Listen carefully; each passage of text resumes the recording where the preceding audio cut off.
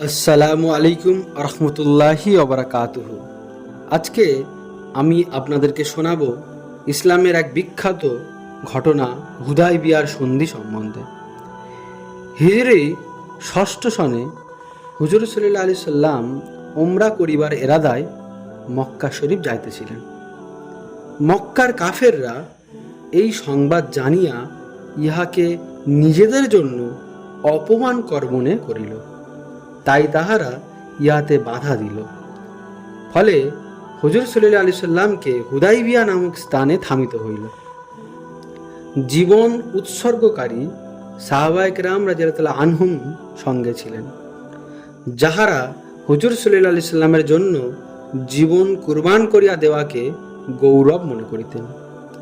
তাহারা যুদ্ধের জন্য প্রস্তুত হইয়া গেলেন।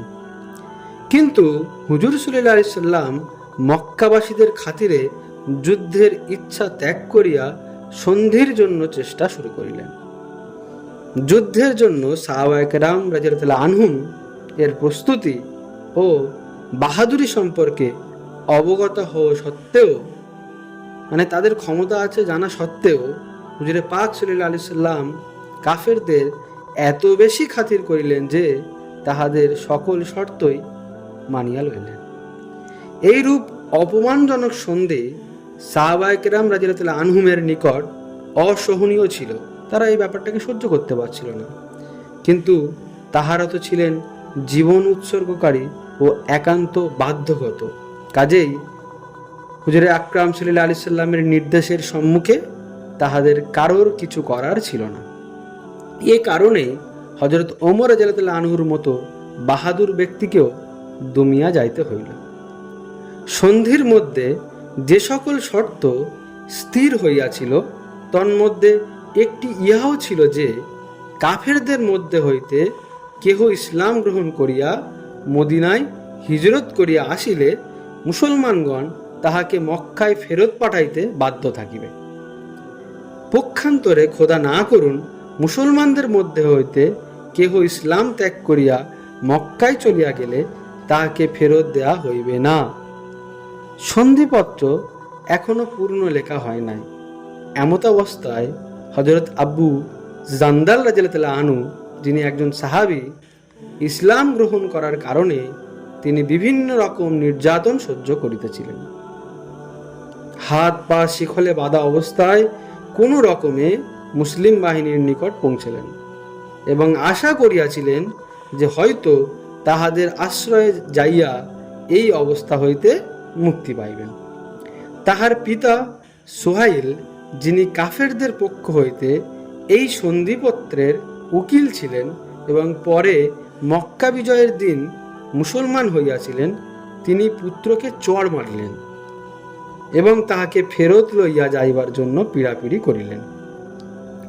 হুজুরে পাক সাল্লাল্লাহু আলাইহি সাল্লাম ইরশাদ করিলেন, এখনও তো সন্ধিপত্র পূর্ণরূপ লিখিত হয় নাই, সুতরাং এখনই উহার পাবন্দি করা জরুরি হইবে কেন? কিন্তু তাহারা ইহাতে অনড় থাকিল। অতঃপর হুজুর সাল্লাল্লাহু আলাইহি সাল্লাম বলিলেন, একজন লোক আমাকে ভিক্ষায় দিয়া দাও। কিন্তু তাহারা জিদ ধরিয়া বসিল এবং কিছুতেই মানিল না। হযরত আবু জান্দাল রাদিয়াল্লাহু আনহু মুসলমানদেরকে লক্ষ্য করিয়া উচ্চস্বরে ফরিয়াদও করিলেন যে, আমি মুসলমান হইয়া কি নিদারুণ দুঃখ যাতনা ভোগ করিয়া এখানে আসিয়া পৌঁছাইয়াছি, আর এখন আমাকে আবার ফেরত পাঠানো হইতেছে। এই সময় মুসলমানদের মানসিক অবস্থা যে কি হইয়াছিল তাহা একমাত্র আল্লাহ পাকই জানেন। কিন্তু হুজুরে পাক সাল্লাল্লাহু আলাইহি সাল্লামের নির্দেশ মোতাবেক তাহাকে ফেরত যাইতে হইল। হুজুর সাল্লাল্লাহু আলাইহি সাল্লাম তাহাকে সান্ত্বনা দিয়া ধৈর্য ধারণে নসিহত করিয়া বলিলেন, অতি সত্বর আল্লাহ তাআলা তোমার জন্য রাস্তা খুলিয়া দেবেন। সন্ধিপত্র পূর্ণ হইবার পর এক সাহাবী হযরত আবু বসির রাদিয়াল্লাহু আনহু ও মুসলমান হইয়া মদিনায় গিয়া পৌঁছলেন। কাফেরগণ তাহাকে ফেরত আনিবার জন্য দুইজন লোক পাঠাইল। হুজুরে আকরাম সাল্লাল্লাহু আলাইহি সাল্লাম ওয়াদা মোতাবেক তাহাকে ফেরত দিলেন। আবু বসির রাদিয়াল্লাহু আনহু বলেন, ইয়া রাসূলুল্লাহ সাল্লাল্লাহু আলাইহি সাল্লাম, আমি মুসলমান হইয়া আসিয়াছি, আপনি আমাকে আবার কাফেরদের কাছে পাঠাবেন? হুজুর সাল্লাল্লাহু আলাইহি সাল্লাম তাহাকেও ধৈর্য ধারণের উপদেশ দিয়া বলিলেন, ইনশাআল্লাহ অতি সত্বর তোমাদের জন্য রাস্তা খুলিয়া যাইবে। হযরত আবু বসির রাদিয়াল্লাহু আনহু দুই কাফেরের সহিত মক্কা ফিরিয়া চলিলেন। পথে দুই কাফের দ্বয়ের একজনকে বলিলেন, বন্ধু, তোমার তরবারিখানা তো বড়ই চমৎকার মনে হইতেছে। অহংকারী লোক সামান্য কথাতেই ফুলিয়া ওঠে। সে তৎক্ষণাৎ খাপ হইতে তরবারি বাহির করিয়া বলিতে লাগিল, হ্যাঁ, ইহা আমি বহু মানুষের উপর পরীক্ষা করিয়াছি। এই কথা বলিয়া সে তরবারিখানা তাহার হাতে দিল। তিনি তরবারি হাতে লইয়া তাহারই উপর উহা পরীক্ষা করিলেন। দ্বিতীয় সঙ্গী ইহা দেখিয়া ভাবিল, একজন তো শেষ করিয়াছে, এইবার আমার পালা। সে দৌড়াতে দৌড়াতে মদিনায় আসিল এবং হুজুর সাল্লাল্লাহু আলাইহি সাল্লামের খেদমতে হাজির হইয়া আরজ করিল যে আমার সাথী মারা পড়িয়াছে, এইবার আমার পালা। ইতিমধ্যে হযরত আবু বসির রাদিয়াল্লাহু আনহু ও সেখানে আসিয়া উপস্থিত হইলেন এবং আরজ করিলেন, ইয়া রাসূলুল্লাহ, আমাকে ফেরত পাঠাইয়া আপনি আপনার ওয়াদা রক্ষা করিয়াছেন, কিন্তু তাহাদের সহিত আমার কোনো অঙ্গীকার নাই যে উহা আমাকে পালন করিতে হইবে। ইহারা আমাকে আমার দিন হইতে ফিরাইতে চাইয়াছে, তাই আমি এইরূপ করিয়াছি। হুজুর সাল্লাল্লাহু আলাইহি সাল্লাম বলিলেন, এ তো দেখছি যুদ্ধ বাঁধাইয়া দেবে। হায়, যদি এই ব্যক্তির কোনো সাহায্যকারী হইত।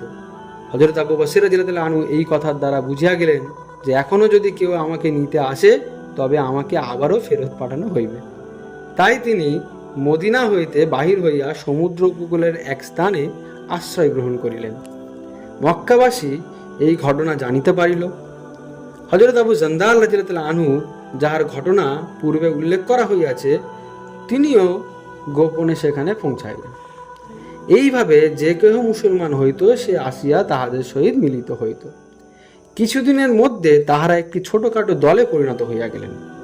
কিন্তু সেখানে না আছে খানাপিনার কোনো ব্যবস্থা, না আছে কোনো বাগবাগিচা, না আছে কোনো বসতি।